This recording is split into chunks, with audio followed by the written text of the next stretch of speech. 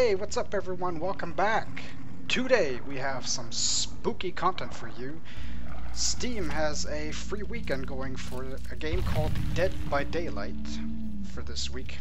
And yeah, I'm gonna check it out, have a review for you guys. First time since I've actually played it.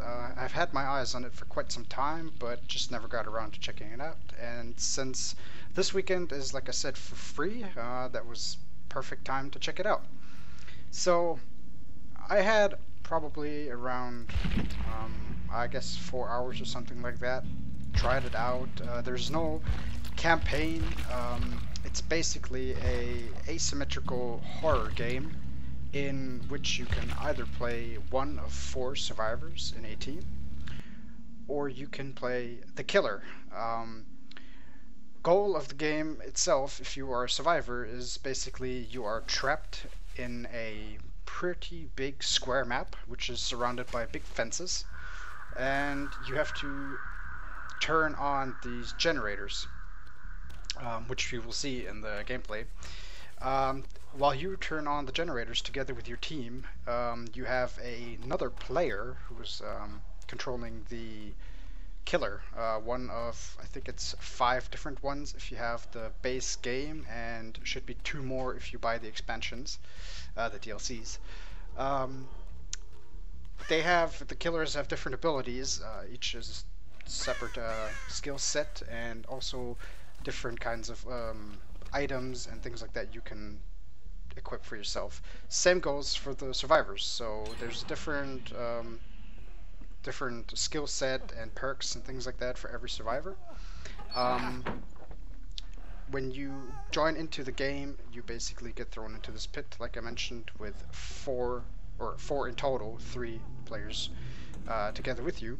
And yeah, you have to turn on these generators to make sure that the power is turned back on to these gates that open later on.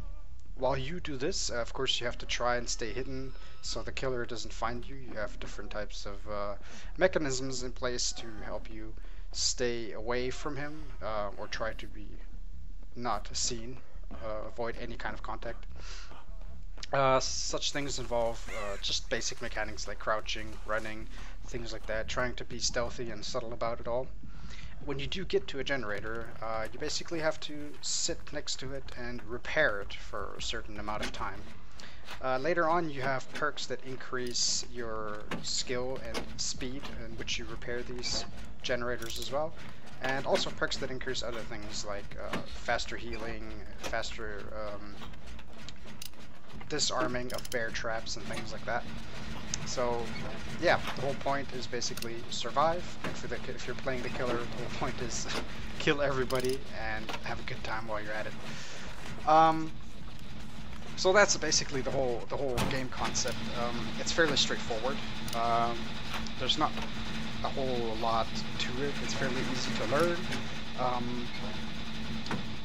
The variety, I'd say it's decent enough. I guess it kind of depends on how much more the developers are gonna put into it DLC wise. So how many more killers, how many more survivors. The survivors do have different looks, so they're not all the same. However, you can have more than one survivor, one of the same survivors within a match. But they do look different. They do have different kinds of perks, and I wouldn't call it playstyles, but yeah, I guess the perks do make every survivor a little unique, so they're not all the same and only purely a cosmetic difference when it comes to that. So for the killer, it's the same thing. There's different types of killers, and every one of them has like their own types of weapons and abilities, and perks, and things like that as well. You have, just to give you an example, one killer, for example, he has like looks like a self-made axe or something like that, and also he wears bear traps. Carries them around with him. He can place these bear traps on the ground, and then obviously if one of the survivors runs into him, he gets a notification, basically visual and audio within the map, telling him that someone is trapped in his bear trap. Then another one, for example, is It's sort of like a, I don't know how to explain it, a ghostish nurse, I guess, something like that. She has like this bone saw, I think it is, she uses as a weapon. And her abilities, for example, are, besides her basic attack, she can blink forward, kind of like jump through the world, and she can chain this as well. So that way she can get to Survivor very quickly and close the gap if he's running away. Yeah, this just to give you guys an example what kind of different abilities you have when it comes to choosing your killer. There is also the possibility to customize a little bit if you wish to have different types of looks for your character, also for the killer. You can do that. They're not overly, rich, I'd say. There's not too much you can do. Just basic things you can change, like a t-shirt, for example, on a survivor, or the way the weapon looks on a killer, things like that. So there's not too much in that regard. Maybe more to come later on. Now, now that you guys have an idea of how the whole game works, I'd say let's jump into what I liked and what I didn't like. So, yeah, my pros. Let's go with the pros first. The game has a fantastic atmosphere. I mean, really fantastic. The sounds, the music, the soundtrack itself, just the overall look of the game. It's very, very dark, very scary. If you're crouching through the grass and everything is really gloomy and foggy, and all of a sudden you start hearing this noise in the background, screams, things like that. It all contributes to a very awesome atmosphere, I have to say. The game nailed that perfectly. So when I talk about the different kinds of sounds, for example, there's a mechanic within the game that basically when you get close to the killer, or the killer comes close to you, you start hearing heartbeats to give you like an indication that he's close by. So for me, and you guys have to know this about me, for me, it's really hard to play horror games because I'm really easily spooked and things like that. So, for me, when I hear a heartbeat and I know the killer is close by, I start freaking out. So, it definitely works for people that are easily spooked. Definitely, if you like to play horror games and things like that, then I can definitely recommend it when it comes to the atmosphere. If you're someone like me, easily spooked, I can still recommend it because it gives you a certain feel of tension and excitement and adrenaline, but it's not like full of jump scares and things like that. So yeah, even if you're easily spooked like me, you can still play it and have fun with it, definitely.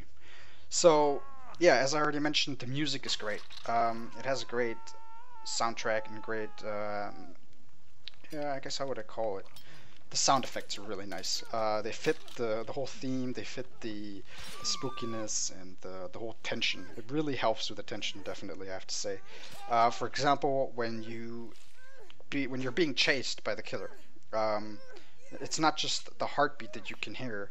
You can hear like this music starts kicking in when the killer's actually chasing you actively, and that is also really well done and implemented to contribute in bringing up the tension. Like, you have this feeling, oh my god, he's chasing me, and you're just running for your life trying to get away from him somehow.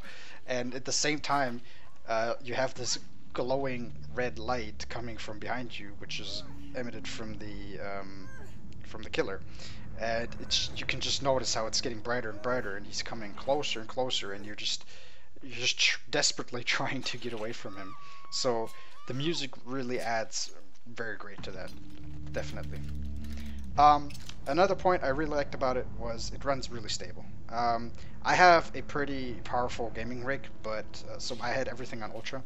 So, But still, it didn't lag whatsoever. I had a constant 60 FPS. It seems like the game is locked at 60 frames per second. It doesn't go above that. But yeah, it ran perfectly smooth. I didn't have any issues. I only encountered one small incident where I was trying to log into a lobby. It was loading for a couple of seconds and then just kicking me back out. Not sure what happened there. Maybe it was just communication. Not sure. But other than that, it runs really well. Another thing I really liked is the implementation of, I guess I would call it sort of RPG elements.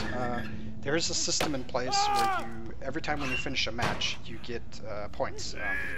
These points later on, you can spend them in it's like an RPG skill system called Blood Web. Within this Blood Web, you can spend your points to get different kinds of upgrades, perks, inventory add-ons, item add-ons, things like that, just to alter the way you play a little more, and also to give your playstyle a little more unique taste to it. So you can customize your character in a play style that suits you best. So I really like that. That's a good thing because it also adds a little more to the replayability and the variety. So it's not you get thrown into this pit every time. Everybody else with you has the same skill set, same abilities. Yeah, especially if you're playing together with friends. I can imagine it being quite a nice system if you can say that one of your friends, for example, he focuses on, yeah, let's say being very good at repairing things, and another one is focusing mostly on something like being able to revive people really quick. So things like that. Yeah, what else did I like? I guess the system that's in place with actually winning, because how do you win? As a killer, it's your goal to kill as many people as you can. Let's say if you kill 2 of the survivors and 2 escape. Technically for you it's still a win because you killed the survivors, so you don't lose if you don't kill all of them. As a survivor, it depends how you want to look at it. You can have 2 different points of view on this. You can say, okay, I want to escape with my team, with as many people in my team as I can. Or you can go totally the other direction and you can say, you know what, screw the others, I just want to survive, I don't care about them. So this puts a nice swing on your own playstyle as well, again, because you can decide if you just want to hold back, just let the others maybe repair all the generators and just hide in tall grass and things like that yourself without interacting at all with the other survivors. And then when they open up the gates, you can just run out the gates, or maybe even try to lure the killer to your other teammates so they can distract him for you while you get out alive. Or you can try and team up with them, do your best to work as a team and all get out with as many people as you can. So yeah, that's definitely something I really liked about it as well. I have to say though, when playing the killer, it was much harder to win the match or to kill as many people as I could if they played together in a team. Because when they play together, it's much easier for them as well, because you don't just go after one person, you're constantly being distracted by others as well. So playing in a team, in my experience, was definitely the better choice to go. Because I had a couple of matches as a killer where it seemed like the survivors were just playing for themselves. And I think those were, I killed like all of them within 3 or 4 minutes. And then I had another one where the survivors were playing together really good, and I only managed to kill 1. And I think the match went for probably 20 minutes or something like that, and in the end, 3 others managed to get away from me. So, yeah, it's definitely the way to go in my opinion. But it's up to everyone else. So, what did I not like? The graphics are okay. They seem to be a little bit outdated. It seems like the developers did not put full focus on the graphics. But they're okay. I mean, they're not horrible. They look a little bit outdated from maybe like a game from maybe 2 or 3 years ago. Especially when you go in close, you can tell the details are not so rich and everything. But that's okay. I mean, For me, it's not so much about the graphics in this game. It's more about the atmosphere, and they did definitely nail the atmosphere. So it would be nice if graphics would be a little better, but it's okay. Um, I didn't encounter any game-breaking bugs or anything like that. I didn't really encounter that much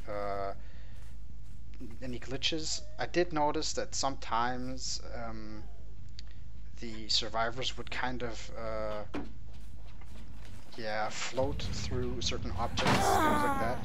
But it wasn't anything really groundbreaking or something like that. I guess for me personally, but this is really an honest personal opinion. I would probably have fun with it for, I don't know, a couple of hours. It might be a game I could just, play every now and then.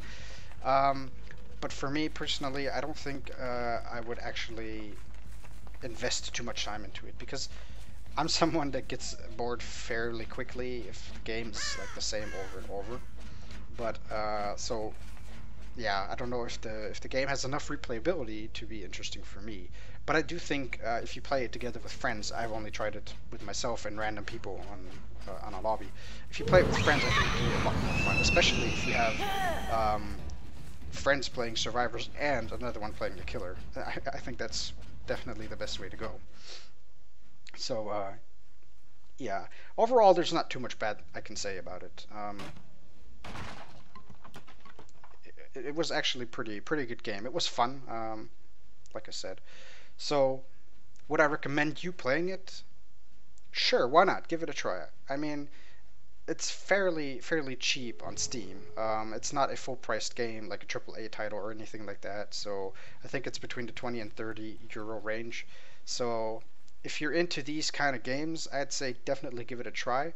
If you have friends that play these kind of games as well, then give it a try for sure, especially with your friends, and have a look for yourself, because in the end, reviews are always, I guess, a personal opinion. So it always depends on what you guys enjoy and on what I enjoy. So I don't play that many horror games in general, anyways. I usually tend to be too spooked for that kind of stuff. So yeah, but definitely try it out. I guess, yeah, that's all for today. I just wanted to give you guys a short review on this and let you guys know what I thought. Since I saw it was for free, I just took the initiative and tried it out. So if you liked the video, please hit that like button. Comment if you have anything to say, if you agree, maybe even if you disagree, or if you have any feedback.